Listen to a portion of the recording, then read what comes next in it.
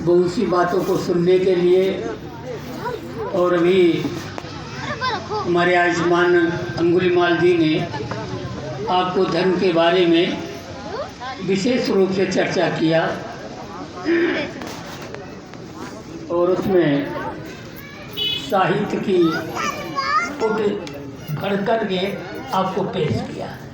बहुत अच्छी बात है, भिक्षुओं की यही मर्यादाएं हैं। हम आपके सामने जो विषय हमारा नहीं है हमें वहाँ से शुरू करना पड़ रहा है और उसकी कुछ परेशानी इस बात की है कि जो आदमी किसी भाषा की वर्णमाला नहीं सीख सकता तो फिर वाक्य बनाना, गद्यांश पद्यांश बनाना बहुत मुश्किल हो जाता है। हम लोगों की यही एक समस्या है। यहाँ पर सभी लोगों से अगर मैं कहूँ यहाँ उपासक उपासिका कितने लोग बैठे हैं तो उपासिका कितनी है, जरा हाथ उठा के दिखाइए। ये सब उपासिका हैं नंबर 1। उपासक कितने हैं, हाथ उठाइए। ये सब उपासक हैं। तो परिणाम पहले घोषित कर दूं या बाद में? जहाँ तक मेरी निगाह जा रही है, नहीं, परीक्षा लेने के बाद परिणाम घोषित करें। परिशुद्ध देखने में, किसी चीज को देख कर जाना जाता है ना, तो देखने में एक भी उपासक नहीं। आप कहोगे ऐसा कैसे? एक एक बात समझाऊंगा ताकि आपकी शंका समाधान हो सके। जब उपासक नहीं है तो उपासक से एक दूसरा वर्ग पैदा होता है, उसको कहते हैं अनागारी। अनागारी को उसको कहते हैं जिसने घर छोड़ दिया, घर से कोई मतलब नहीं। फिर उसके बाद में तीसरा आता है सामड़ेर, जिसको विद्यार्थी कहते हैं। वह ऐसे ही कपड़े पहनता है, उसको सामड़ेर कहते हैं, विद्यार्थी, परिश्रम करने वाला। और फिर उसके बाद में होता है भिक्षु, आचार्य। आचार्य कितने सालों में होता है? मनुष्य आचार्य कितने वर्षों में होता है आप लोग बता सकते हैं? 60 साल में आचार्य होता है। 60 साल का जो हो गया वो आचार्य समझो, और तब उसको फेंक दिया गया निकाल कर। 60 साल में आप रिटायर कर दिए जाते हो। जब आपके पास परिपूर्ण जानकारी हो गई तब आपकी कीमत खत्म हो गई। इसी तरह से परिवार में भी जो बूढ़े लोग हैं, जिनके प्राकृतिक बाल सफ़ेद हो गए हैं, दांत इने गिने रह गए हैं, ये बड़े आदरणीय हैं, बड़े सम्माननीय हैं।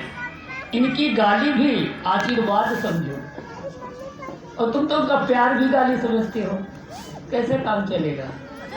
बूढ़ा आदमी प्यार से समझाए तो बूढ़ा जब 24 घंटे खुशी लगा रहता है, कुछ काम ही नहीं करने देता, हर बात में टोकता है। आखिर क्यों टोकता है? इसलिए कि जो तुम कर रहे हो वो कर चुका है, इसलिए तुम विधिवत नहीं कर रहे हो। तो वो जानता है जब हमारी उम्र में आओगे तुम भी गाली गलौज सुनोगे, इसलिए वो चाहता है जो गलती हमसे हो गई है वो तुम मत करो। इसलिए वो बार बार रोकता है, लेकिन आप नहीं मानते, आप उसी को उल्टा कहने लगते हैं। यही हमारा दोष है। हमारे देश में 60 साल का आदमी बहुत कीमती हो जाता है। क्यों? 60 साल के आदमी को बचपन का ज्ञान है कि पढ़ाया है। बचपन का ज्ञान स्वयं का अनुभव है। ज्ञान उसी को कहते हैं जो अपना अनुभव, और जवानी का भी ज्ञान है उसको, बुढ़ापे का भी ज्ञान है। तो वह जो कुछ कह रहा है वो अनुभव के साथ कह रहा है, इसलिए उसकी हर बात स्वीकार करने योग्य है। अभी तुम्हारे पास ताकत है मगर अनुभव तो कुछ नहीं है आपको। तो जब अनुभव नहीं है तो जो काम करोगे उसका नुकसान ज़्यादा उठाओगे, और जब अनुभव से कोई काम करोगे तो उसका लाभ ज़्यादा मिलेगा। तो प्रकृति ने बूढ़े आदमी से ताकत छीन ली, इसके पास बल नहीं रहा। लेकिन अनुभव लबालब भरा है, अनुभव परिपूर्ण है, तो वह आपको बता ही सकता है, आपका कर्म नहीं कोई कर सकता। इसलिए वह जो कह रहा है वैसा ही करो, तो आपको हानि कम उठानी पड़ेगी। और आज का बूढ़ा जो है वो बनावटी बूढ़ा ज्यादा है, असली बूढ़ा कम दिखाई देता है। असली बूढ़ा भी नौजवान दिखना चाहता है, और जब जवानी में जवानी नहीं रख पाया तो बुढ़ापे में कैसे जवान हो जाएगा। तो जब बूढ़े हो गए हो तो बूढ़े की तरह रहना सीखो। अब जवान की तरह रहना सीखोगे तो तुम जी नहीं पाओगे। इसलिए ज़्यादातर लोग पढ़े लिखे लोगों को ज़्यादा देखता हूँ, बेपढ़े तो नहीं देखता हूँ। ये पढ़े लिखे लोग 60, 65, 70 साल के हो जाते हैं, फिर भी बाल काले करके घूमते हैं। और ये लोग क्या करते हैं, कपड़े नौजवानों के पहनते हैं। अब इसमें बहुत सी बुढ़िया हैं, लेकिन कपड़े बहू के पहन के आई हैं, तो बहू जलेगी नहीं इनसे। अगर बूढ़े हो गए तो बूढ़ों की तरह कपड़ा पहनो। अब उधर फैशन कहाँ रह गया, अब तो सच्चाई है ना। तो तुम नौजवानों को जलाओगे तो गुस्सा करेंगे। बूढ़े हो गए हो तो बूढ़े कपड़े पहनो, रंग बिरंगे कपड़े तुम्हारे लिए नहीं है। रंग बिरंगे कपड़े नौजवानों के लिए, हालांकि है उनके लिए भी नहीं, लेकिन चलो उनका चल जाता है। आपके लिए रंग बिरंगे कपड़े नहीं चाहिए।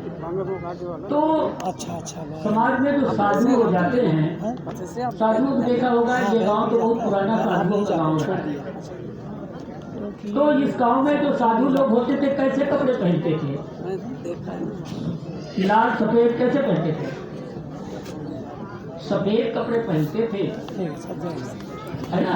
कभी सफेद कपड़े पहनते थे, और जो सधवाइन होती थी वो भी सफेद कपड़े पहनती थी।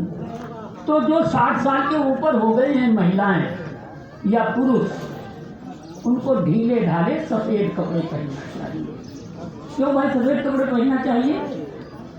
सफेद कपड़े में कोई गंदगी नहीं छुपती है, इसलिए सफेद कपड़े पहनकर रखो। नौजवानों को सफेद कपड़े कम पहनना चाहिए, क्योंकि उनके पास तमाम काम करती हैं, नाना प्रकार गंदगियाँ लग सकती हैं। लेकिन जब बूढ़े हो गए हो तो प्रकृति ने तुमको परिशुद्ध कर दिया, इसलिए बिल्कुल परिशुद्ध कपड़े पहनो, परिशुद्ध रहो, तो सफेद रंग के हो जाओगे तो इज्जत बढ़ जाएगी और सावधानी तुम्हारे अंदर ज़्यादा आ जाएगी। तो किसी को भी डांट सकोगे, बुरा नहीं मानेगा। किसी को डांटोगे तो बुरा नहीं मानेगा, और खुद बहुओं की तरह रहोगी और दूसरों को समझाओगी, डांटोगी तो बुरा लगेगा। अपना तो साड़ी पहने घूम रही है, हमको देख के जल रही है, कहना सही है। तो पहले तुम तो सुधर जाओ, फिर दूसरों को संभालो, अच्छा लगेगा। ये सबके लिए जरूरी है। तो हम आप सबके लिए उपासक उपासिका, भगवान के बुद्ध को के मार्ग पर चलने वाले 4 तरह के लोग होते हैं। एक भिक्षु है, भिक्षुणी है, उपासक है, उपासिका है। ये 4 प्रकार के लोग भगवान के संग में पाए जाते हैं। तो ये 4 प्रकार के लोगों में आप अगर बूढ़े हो तो सबके पास 2-2, 4-4 जोड़ कपड़े तो हैं। आज के युग में गरीब से गरीब आदमी के पास भी 2-4 जोड़ कपड़े होते हैं। ऐसा कोई जो बैठा है जिसके पास एक ही जोड़ कपड़ा हो, हाथ उठा के दिखाइए, कोई नहीं है जी। मुझे कई लोग मिलते हैं तो कहते हैं, अरे भट्टे जी बेकार की बात करते हो, मेरी शादी के 20 साल हो गए हैं और ऐसी ऐसी साड़ियाँ रखी है जिनको एक बार भी नहीं खोला है। तो फिर मैं कहता तुमसे बड़ा मूर्ख कौन होगा, वो कपड़ों में पैसा बढ़ थोड़े रहा है, वो तो घिस रहा है। अगर इतने पैसे तुम्हारे बैंक में पड़े होते तो आज वो 10 गुने हो गए होते। तो ये कौन सी समझदारी है तुम्हारी? कपड़े शरीर को ढकने के लिए है, जाड़ा गर्मी बरसात से रक्षा के लिए है। कपड़ों में कोई सुंदरता नहीं है। कपड़ों की सुंदरता दिखाओगे तो ठगे जाओगे, ज़्यादा ठगाई हो जाएगी। इसलिए प्रकृति ने जैसा बनाया है वैसे रहने की आदत डालो। तो जो सजता कौन है? सजता है मूर्ख। हो गए आप उल्टी बात करते हो। सजता है मूर्ख। क्यों सजता है? मूर्ख सजता क्यों है? दूसरों को मूर्ख बनाने के लिए। समझदार थोड़ी ठगेगा। मूर्ख सजता है, सुंदर बनता है मूर्ख को ठगने के लिए, तो उसको देखकर वो भी सुंदर बनता है। सुंदर कोई हो ही नहीं सकता है। सुंदरता की कोई तरीका नहीं है। कैसे? जो बहुत सुंदर दिखता है, हजारों रुपये के कपड़े पहनता है, तो क्या वह गंदगी उसकी कम हो गई है जो दूसरे लोगों में है? वो बाहर से धोखा दे सकता है, कपड़ों से धोखा दे सकता है, लेकिन जो भीतर वाला है उसमें तो तोला मासा रत्ती कोई परिवर्तन नहीं होता है। जैसे कपड़े उतार दो तो सारे लोग नंगे हो जाएंगे, कुछ छुपा रह जाएगा। इसी तरह से अगर आपकी खाल उतार दी जाए तो किसी में कोई भेद नहीं रह जाएगा। कपड़ा जैसे काला पीला लाल है, ऐसे खाल भी सफ़ेद हो सकती है, काली हो सकती है, पीली हो सकती है, लेकिन इसके अंदर जो माल मसाला है वह सबका एक सा ही है। इसलिए जिस दिन आपको बोध हो जाएगा, तो हमको ज़रूरत बुद्ध की है कि बोध की? हम सब लोग पीछे पड़े हैं बुद्ध के, कहाँ मिलेंगे? अब जितनी ये तस्वीरें लगी हैं, क्या इनसे मिला जा सकता है? लेकिन इन्होंने जो कहा है, मैं समझता हूँ जितनी भी तस्वीरें लगी हैं उनका कहना एक ही था, वह दो नहीं था। लेकिन क्या किया है इन्होंने? समय के अनुसार कहा है। आज की तरह नहीं कह पाए होंगे, क्योंकि आज जो है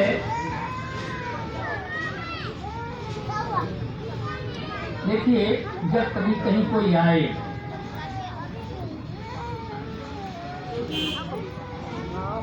हर कोई क्या करते हैं, ये भी जैसे जब कोई आता है, अब कितनी बड़ी बेइज्जती करते हो दूसरे की, आपको पता नहीं है। ये फूलों ने तुम्हारा क्या बिगाड़ा है? इनको बिखेर कर किसी के सामने पेश करते हो। उस पक्षी ने, उस पशु ने तुम्हारा क्या बिगाड़ा है जिसका मांस पका करके किसी के सामने पेश करते हो? उसने तुम्हारा क्या नुकसान किया था? ये फूल जब डाल में लगा था तो क्या दे रहा था हमको? क्या दे रहा था? ये हमको जीवन दे रहा था। वनस्पति हमको प्राण देती है। और प्राणी क्या देता है? प्राणी दुनिया को क्या देता है? बहुत गहराई से समझना पड़ेगा। प्राणी किसी को भी अगर दे सकता है तो मौत दे सकता है, जीवन नहीं दे सकता है। लेकिन ये वनस्पति जो हमारे आसपास है, यह हमको जीवन देती है। तो जब ये पेड़ में लगा था तो ये प्राण पैदा कर रहा था। जब तुमने इसको तोड़ दिया तो यह भी मौत को देने लगा। अब ये सड़ेगा तो बदबू पैदा करेगा। बदबू में क्या है? मौत है। जैसे हमारी सांस जो बाहर निकलती है, ये क्या है? ये मौत है। ये सांस अगर वनस्पति ना हो तो आप एक मिनट जिंदा नहीं रह सकते। हम जो सांस बाहर फेंकते हैं यह मौत है, और जो सांस अंदर ले रहे हैं यह जीवन है। तो जो बाहर सांस हमने निकाली तो ये वनस्पति ने उसको जीवन में बदल दिया। आज की भाषा में इसको ऑक्सीजन कहते हैं, प्राणवायु कहते हैं। तो वनस्पति हमारी मौत को, कार्बन डाइऑक्साइड को जीवन में बदल देती है और वह फिर हमको जीवन देती है। तो जो हम सांस लेते हैं यह हमारा जीवन है और जो हम सांस निकालते हैं ये मौत है। तो इसीलिए पहला सील आपको क्या बताया गया, जिन्होंने हाथ उठाए वो तो सब जानते होंगे। पहला सील क्या है? पाड़ातिपाता बेरमणि शिक्षापद समादयामि। क्या मतलब हुआ इसका? अरे भाई, शब्द, शब्दार्थ, फिर भावार्थ, 3 स्तर है, पढ़े लिखे सब लोग जानते हैं। तो कोई शब्द है, उस शब्द के अनेकों अर्थ होते हैं, लेकिन प्रयोगकर्ता ने भिन्न अर्थों में नहीं प्रयोग किया है। जिसने उस शब्द का प्रयोग किया उसने किसी एक अर्थ में प्रयोग किया है और उसके अर्थ अनेक हैं। तो उसका भाव लगाना पड़ेगा कि किस भाव से उसने ये शब्द कहा है। तो कहा गया है पाण अति पात। एक बड़े शब्द में कई छोटे छोटे शब्द जोड़कर बनते हैं। तो उसी प्रकार से प्राण अति पात कै शब्द हो गए? 3 शब्द हो गए। तो प्राण माने ऑक्सीजन, अति माने अतिरिक्त, जैसे भूख से ज्यादा खा लेना, प्यास से ज्यादा पी लेना। तो प्राण का अतिरिक्त, पात माने खर्च करना, व्यय करना। प्राण का अतिरिक्त व्यय करने से विरत रहने की शिक्षा ग्रहण करना। यहाँ प्राणी कहाँ से आ गया? प्राण और प्राणी में अंतर क्या है? प्राण जो है वह ऑक्सीजन है, प्राण से हम जिंदा रहते हैं। तो प्राण तो देता नहीं, प्राणी तो मौत दे रहा है, वह प्राण वनस्पति दे रही है और हम उसी का नाश कर रहे हैं। एक तो ये सुमन था, इसका नाम था सुमन, जो मन को अच्छा कर देता है, खुशबू भी देता है और आंखों को अच्छा लगता है। तो ये सुमन की आपने इतनी बड़ी बेइज्जती कर दी, सुमन को बिखेर दिया, तोड़ दिया। तो इसका तुमने जीवन नष्ट कर दिया, इसलिए ये भी अब तुमको प्राण नहीं दे पाएगा, ये भी अब तुम्हें मौत ही देगा, क्योंकि तुम्हारे पास इससे ज्यादा औकात नहीं है कि तुम किसी को जीवन दे सको। इसलिए वनस्पति होना बहुत जरूरी है। तो वनस्पति की पूजा, हम आप लोग पूजा करना बंद कर दिए। हम आप लोग पूजा नहीं करते हैं, जो पूजा करते हैं उसके बारे में मालूम नहीं। तो इन सबको हम मानने वाले लोग, बुद्ध को देखा नहीं मानते हैं, बाबा साहब को शायद किसी ने देखा होगा, मानते सब हैं। इन महापुरुषों को देखा किसी ने होगा, लेकिन मानते सब हैं। मानने से आपका कोई कल्याण नहीं हो सकता है, आपका नुकसान तो हो सकता है मानने से, लेकिन मानने से आपका कोई फायदा नहीं हो सकता। तो बुजुर्ग बूढ़े लोग जो कहते हैं, जो बूढ़े लोग कहते हैं वही तुम भी कहना शुरू कर दो, तुम्हारे कोई कल्याण होगा। तो बूढ़े लोग कहते हैं, जो कहते हैं वो करो तो तुम्हारा तुरंत लाभ हो जाएगा। और बूढ़े लोग जो कहते हैं वही तुम भी कहो, तुमको सुन करके दूसरे लोग भी वही कहते रहें, क्या लाभ मिलेगा? समय की बर्बादी होगी और तुम्हारी ठगाई हो जाएगी। अभी एक एक चीज हम जब से देख रहे हैं, जहाँ जाते हैं वही देखते हैं, तो हमें कहीं ये आशा नहीं बनती कि हम विकास की ओर जा रहे हैं। कितना बड़ा नुकसान हो रहा है, लेकिन कैसे समझाएं? अब आपको इतने लोग बैठे हो, 2 पक्ष हैं। एक बिजली में ठंडा तार है और गर्म तार है।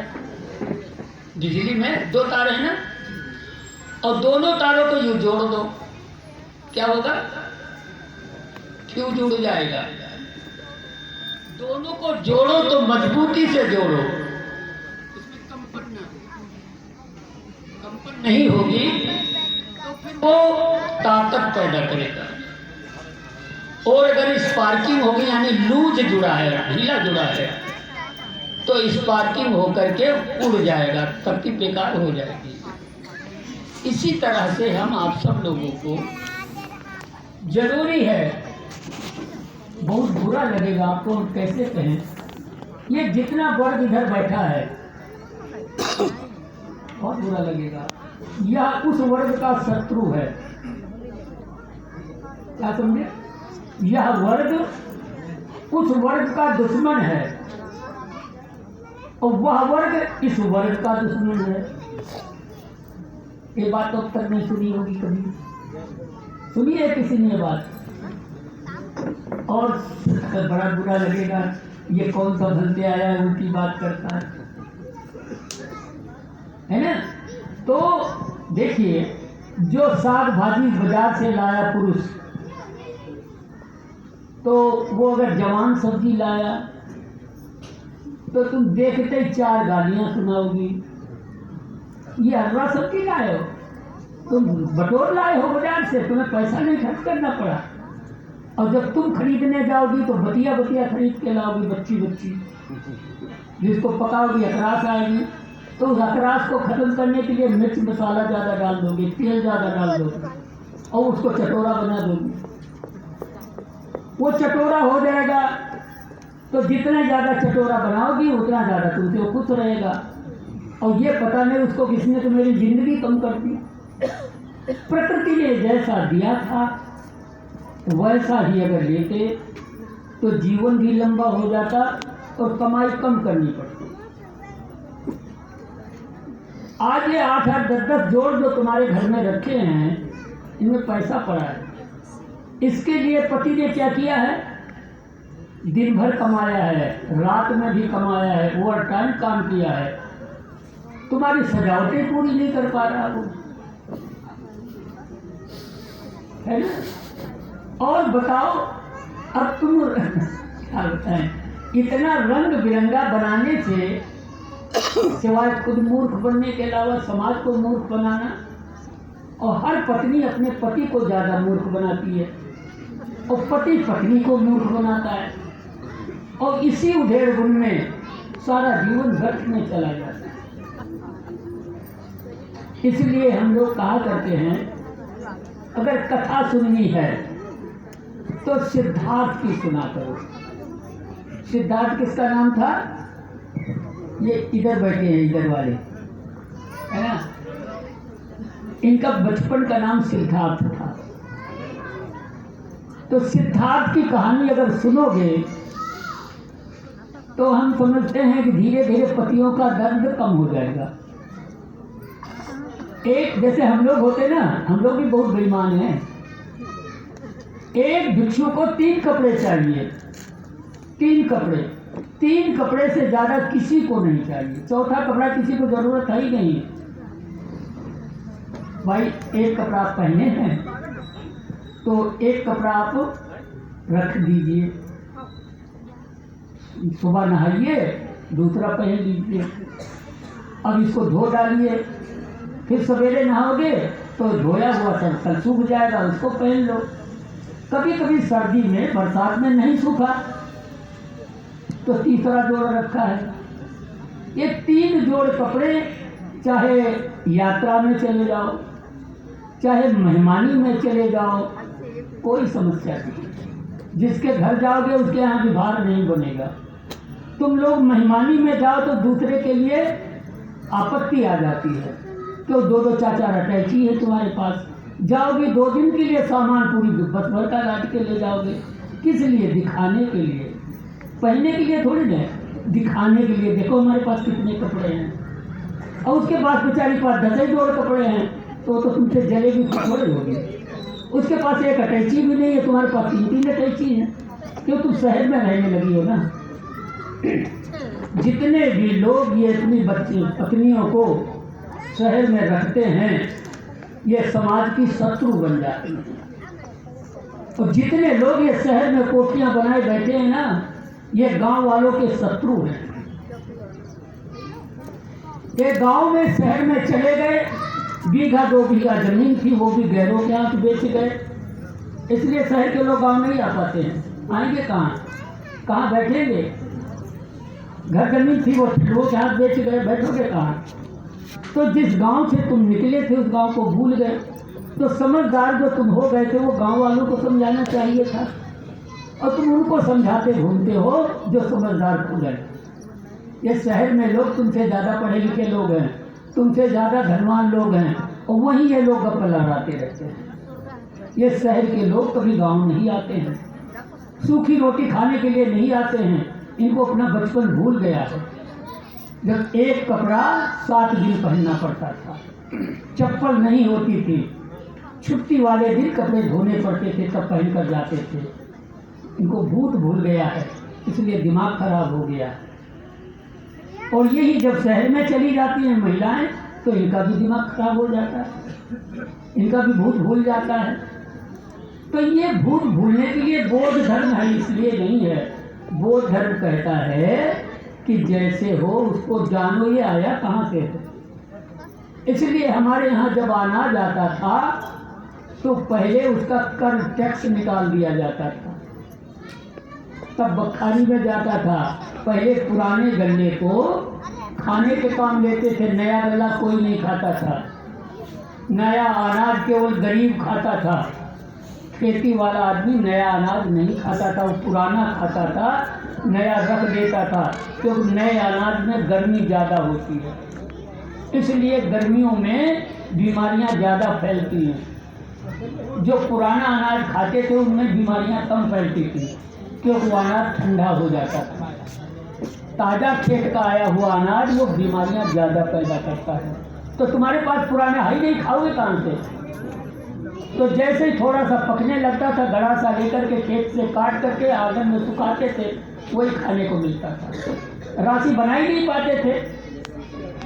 तो राशि इसलिए नहीं बना पाते थे, तुम्हारी कानून की पुस्तक में ये लिखा है कि तुमको खाने के लिए जो बचे खाने से वो देना चाहिए, और तुमको पहनने के लिए वो कपड़ा देना चाहिए जिसकी लंगोटी लगा सको, फट गया है उसको देना चाहिए। तो दिमाग क्यों खराब हो गया तुम्हारा, क्योंकि वो जो उतना ऊंचा खड़ा कर दिया।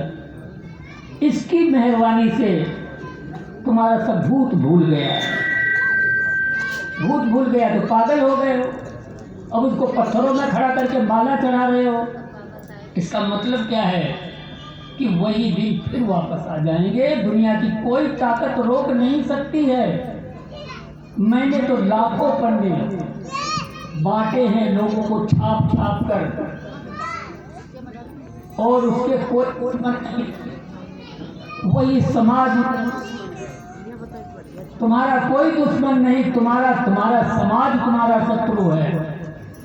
जिसके पास 2 पैसे हो जाते हैं वो तुम्हारा साथ छोड़ जाता है।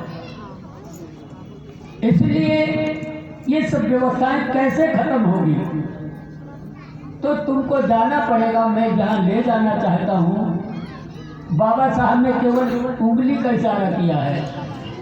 हम इसे विस्तार से समझाना चाहते हैं, मगर तुम सुनना नहीं चाहते। कमी क्या हो गई है कि जैसे हमने बताया कि समाज के लिए 2 आपस में एक दूसरे के शत्रु बैठे हैं, उसी प्रकार से समाज में 2 शत्रु हैं। एक आपका शत्रु ये है और एक ये शत्रु है आपका समाज का। आप इसको नहीं समझ पाते। ये बहुत बड़ा शत्रु है। और दूसरा तुम्हारा और कौन शत्रु है? हमारा कन्हैया लाल है। इसका मतलब यही नहीं इसके खानदान के लोग, इस चीवर का मतलब हम ही नहीं, हमारे खानदान के लोग। ये समाज के सबसे बड़े शत्रु हैं। तुम किसकी पूजा करते हो? चीवर की, साज की। कन्हैया जो गाने में कहता है उसको नहीं समझ पाते हो, लेकिन जो ढोलक की धुन लगती है, हारमोनियम की ताल लगती है, खूब समझ लेते हो। वो जो शब्दों में कहता है गाने में ढाल कर, वो नहीं समझ में आता।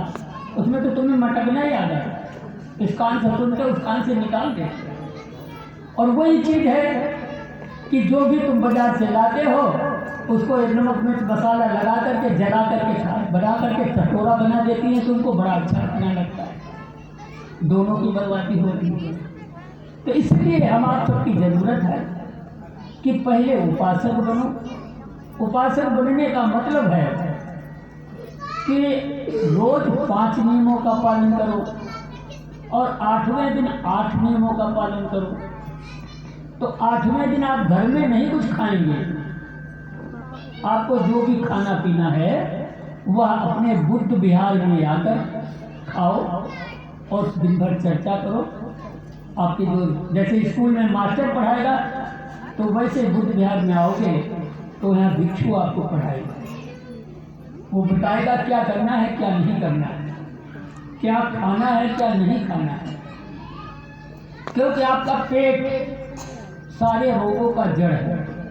तो उल्टा सीधा जुबान के कारण जो पाते वो खाते रहते हो और वो शरीर से निकलता नहीं है। आज हमारे साथ वो मास्टर साहब आ रहे थे, वो नमकीन खरीद रहे थे, दाल मोट बिस्कुट वगैरह खरीद रहे थे। तो मैंने कहा ये तो तुम मौत का सामान लिए जा रहे हो। अरे कई घंटे में मंगाया है, थोड़ी ले रहे हैं, जिसने मंगाया वो भी तो शत्रु होगा। एक नमकीन, दाल मोट, तुम्हारा बिस्कुट, डबल रोटी, ये सब तुम्हारे मौत के सामान हैं। आप कहोगे कैसे?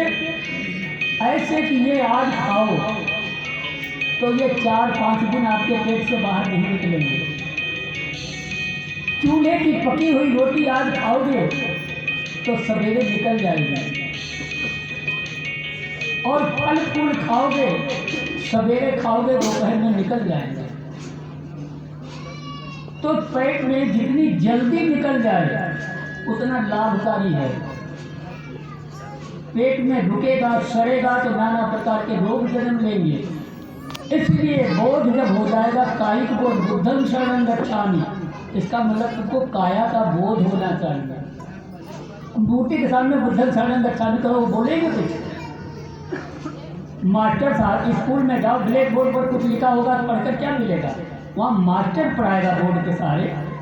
तो बुद्ध विहार में जाओगे तो मूर्ति के माध्यम से